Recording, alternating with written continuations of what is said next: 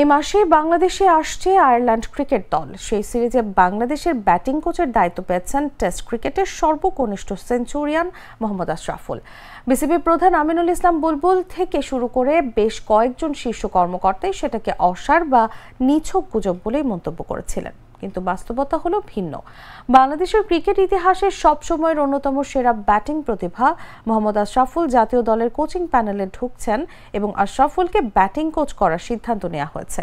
সোমবার বিসিবি পরিচালক পর্ষদের সভায় নেওয়া হয়েছে সিদ্ধান্ত। বিসিবির দীর্ঘ সভা শেষে সোমবার রাতে প্রেস ব্রিফিংয়ে জানানো হয়েছে এ তথ্য। মোহাম্মদ আশরাফুল আয়ারল্যান্ডের বিপক্ষে আসন্ন সিরিজে টিম বাংলাদেশের ব্যাটিং কোচের দায়িত্ব পালন করবেন। সেই সঙ্গে বিসিবি পরিচালক ও জাতীয় দলের সাবেক বাঁহাতি স্পিনার আব্দুর রাজ্জাক আয়ারল্যান্ডের বিপক্ষে হোম সিরিজের টিম ডিরেক্টরের ভূমিকায় থাকবেন। আজকের বোর্ড সভায় সেই সিদ্ধান্ত চূড়ান্ত হয়েছে। গুড লাক পেনের সফট অয়েল বেসড ইঙ্ক দেয় নিখুঁত লেখার আত্মবিশ্বাস। Good luck pen, make your lakh.